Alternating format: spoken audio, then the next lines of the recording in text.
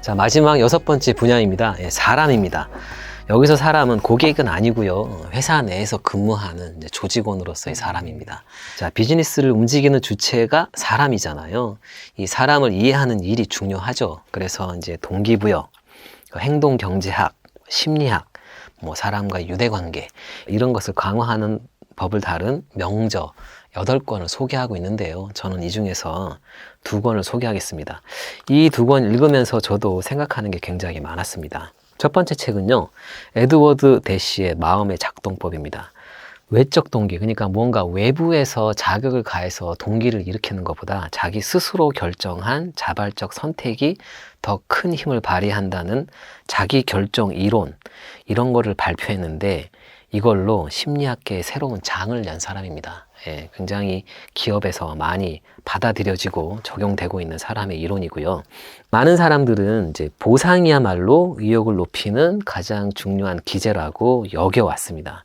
근데 이 책은 그러한 상식을 뒤엎습니다. 보상은 의욕을 높이지 않는다, 이렇게 얘기하는 거죠. 자, 우리가 동물원에 가면 물개가 하는 쇼를 보는데요. 배고픈 물개는 사육사가 주는 물고기를 받아 먹으려고 앞발로 박수도 치고 관중들한테 흔드는 등 시키는 대로 행동을 합니다. 그래서 그런 모습을 보고 저렇게 보상을 이용하면 직원이나 우리 아이들한테 뭔가 내가 원하는 대로 움직이게 만들 수 있지 않을까? 이런 생각을 해본 적이 있을 텐데요. 물개는 물고기라는 보상이 없어지면 아무것도 하지 않을 것입니다. 이거를 동기부여 이론에서는 외적 동기부여라고 합니다. 그러니까 먹이가 사라지면 외적 동기부여도 사라지는 거죠. 그러면 이제 직원이나 우리 아이가 이런 보상, 외적 동기부여가 없이 올바르게 행동하길 바라면 어떻게 할까요? 심리학자 해리 할로는 이런 실험을 합니다. 원숭이 우리 안에 퍼즐을 넣어줍니다. 그리고 두고 보죠. 아무런 보상이 없습니다. 근데 원숭이가 뭔가 즐거운 듯이 열심히 퍼즐을 맞춥니다. 할로는 이런 현상을 보고 내적 동기부여라고 명명합니다. 그러니까 스스로 학습해서 하려는 의욕을 말하는 거죠. 이 에드워드 대시는 보상이 내적 동기를 어떻게 변화시키는지를 실험합니다. 먼저 학생을 2그룹으로 나누고 한 그룹에는 금전적 보상을 조건으로 걸고요. 나머지 한 그룹에는 아무 조건 없이 30분 동안 퍼즐을 풀게 합니다. 양쪽 다 모두 열심히 퍼즐을 풀었어요. 근데 문제는 휴식 시간에 행동이 달라집니다. 아무 보상을 주지 않은 그룹은 퍼즐 푸는 게 재밌잖아요. 그러니까 퍼즐을 그냥 계속 풉니다. 휴식 시간인데. 근데 보상을 준 팀은 보상이 없잖아요. 돈이 안 나오잖아요. 그러니까 안 합니다. 똑같이 재밌는 퍼즐인데 보상이 있음으로 해서 오히려 이 재밌는 퍼즐이 재미가 반감된 거죠. 또 다른 실험도 합니다. 원래 아무 보수 없이 대학 신문을 열심히 만드는 걸 도와주는 학생이 있었어요. 근데 이 학생한테 돈을 지급합니다. 급여를 주는 거예요. 그러다가 얼마 후에 야, 미안하다. 돈이 없다. 그리고 급여를 안 줍니다. 그랬더니 이 학생이 일을 안 합니다. 재미가 없어진 거예요. 근데 이 학생은 원래 아무 보수 없이 일을 재밌게 하던 아이잖아요. 근데 오히려 보상이 끊어짐으로 해서 그게 없어지는 겁니다. 이걸 보고 사람은 누구나 외부로부터 조정당하지 않고 스스로 선택할 때 더 활발하게 행동한다. 이 자율성은 인간의 본성이기 때문이죠. 그래서 이 자율성이란 자기 행동을 스스로 결정하는 것이다. 이렇게 설명을 합니다. 자율성이 있어야 스스로 행동을 결정하고 재밌게 할 텐데 뭔가 외적으로 자극이 가해지면 이 자율성이 약해지는 거죠. 대신은 아까 그 퍼즐 그룹에 다른 실험도 합니다. 이번에는 퍼즐을 2인 1조로 나눠 가지고요. 한 그룹에는 경쟁 없이 빨리 풀라고만 하고요. 다른 그룹에는 상대하고 경쟁을 붙입니다. 그랬더니 경쟁에 시킨 쪽이 내적 동기가 약해서 더 안 하게 됩니다. 이걸로 봤을 때 타인과의 경쟁 역시 내적 동기부여를 약화시키게 된다는 걸 증명하죠. 그리고 위협도 합니다. 마감 기한을 정해주는 거예요. 언제까지 하지 않으면 벌칙을 준다든지. 근데 이것도 내적 동기부여를 떨어뜨립니다. 그러니까 정리를 해보면 보상, 경쟁, 위협, 요 3가지 단어를 들으면 어떤 생각이 드나요? 보통 회사에서 많이 사용하는 거 아닌가요? 네, 그죠? 인센티브라든지, 그리고 팀끼리 경쟁을 시키거나, 또 마감을, 이런 건데, 의외로 이런 요인들은 모두 내적 동기를 약하게 만듭니다. 예, 소멸시키죠. 사람은 자발적으로 선택해서 행동할 때 그 행동에 의미를 두고 수긍합니다. 그리고 이런 선택의 기회가 내적 동기를 높인다는 뜻이죠. 물론 내적 동기 부여에도 보상이 있습니다. 그게 뭐냐 하면 바로 즐거움하고 성취감입니다. 또 한 가지가 있는데 유능감이에요. 유능감이 뭐냐 하면 나는 해낼 수 있다, 이런 감정인데, 근데 이 유능감은 아무나 할 수 있는 일에서는 얻어지지 않습니다. 뭔가 자기가 최대한 능력을 발휘해서 그게 이루어졌을 때 그때 얻을 수 있는 감정입니다. 그래서 유능감에는 내가 스스로 선택해서 행동했다는 자율성이 동반되면 더 큰 만족을 얻는 거죠. 이런 호기심과 흥미를 갖고 유능감과 자율성을 발휘할 수 있으면 인간은 누구나 성장하고 학습할 수 있다고 말합니다. 반대로 관리하고 통제만 받으면 누구도 무력해지고 스스로 배우려 하지 않게 되죠. 그리고 통제가 풀리면 아무것도 못하게 돼버립니다. 직원들 한 사람 한 사람한테 내적 동기를 이끌어내는 것이야말로 조직이 성과를 올리기 위한 가장 큰 열쇠 중에 하나가 아닐까 싶습니다. 섣부른 성과주의가 직원들을 사사건건 통제하고 그들의 자율성과 유능감을 훼손하는 건 아닌지 한번 생각해 볼 필요가 있습니다. 다음 책은요, 이제 애덤 그랜트의 기브 앤 테이크입니다. 이거 좀 재밌습니다. 이게 이 애덤 그랜트 교수가 펜실베니아 와튼 스쿨 조직 심리학과 교수인데요. 이분은 펜실베니아 대학 역사상 최연소 종신 교수입니다. 손해보고는 못 산다, 이런 사람들이 있습니다.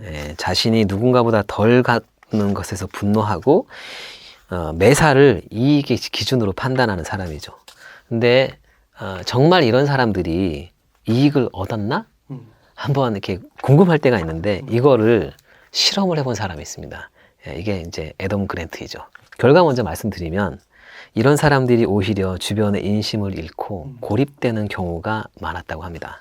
그랜트 교수는 사람을 3가지 유형으로 나눴습니다. 이게 이제 두 사람이 애플파이를 나눠 먹을 때 하는 행동에 따라 나눈 건데요. 첫 번째 유형이 이제 가장 많죠. 갖는 사람, 이제 테이커 유형입니다. 이 사람은 자기가 더 많이 가져갑니다. 때로는 전부 다 가져가고 싶어 하고요. 상대가 어떻게 되든지 상관이 없습니다. 나만 많이 가지면 됩니다.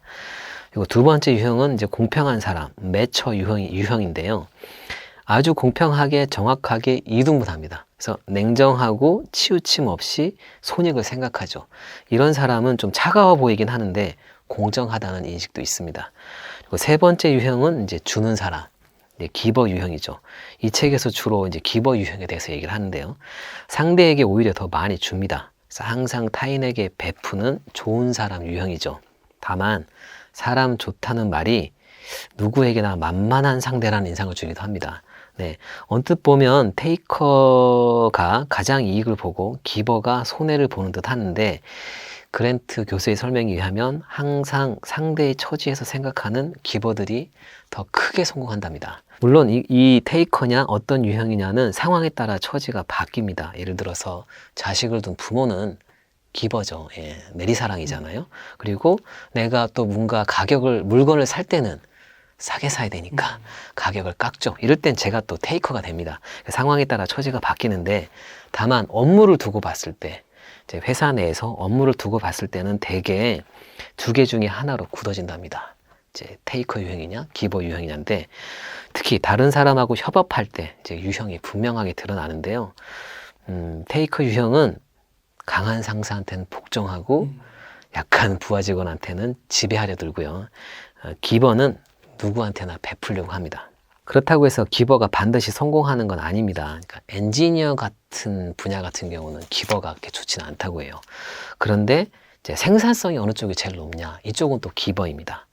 테이커와 매처는 항상 적당한 수준에 머물렀습니다. 이게 회사원만 해당하는 건 아니고요. 의과대학 학생이나 세일즈맨 등 여러 층 직종을 조사했는데 다 공통적으로 나타나는 현상입니다. 링컨 대통령이 대표적인 기버입니다. 링컨은 선거 때 상대 진영을 응원하다가 낙선한 적도 있었답니다. 하지만 결과적으로 역사상 가장 존경받는 미국 대통령이 되었죠. 성공하는 기버가 있고 약간 그렇지 않은 기버가 있는데 그렇지 않은 기버가 어떤 현상이냐면 주위를 보면 자신도 가난하면서 기부나 자원봉사에 헌신하는 사람들이 있습니다. 이런 사람을 보면 일단 당신부터 살고 봐야지 않겠냐. 이렇게 조언하고 싶은 마음이 들 정도죠. 이렇게 자기를 희생하면서까지 주기만 하는 기본은 행복하지 못하다고 합니다. 근데 성공하는 기본은 이런 유형입니다. 타인의 관점을 생각하면서 전체 파일을 키울 궁리를 한답니다. 그래서 그 결과 자신의 이익도 커지게 만들어내는 거죠.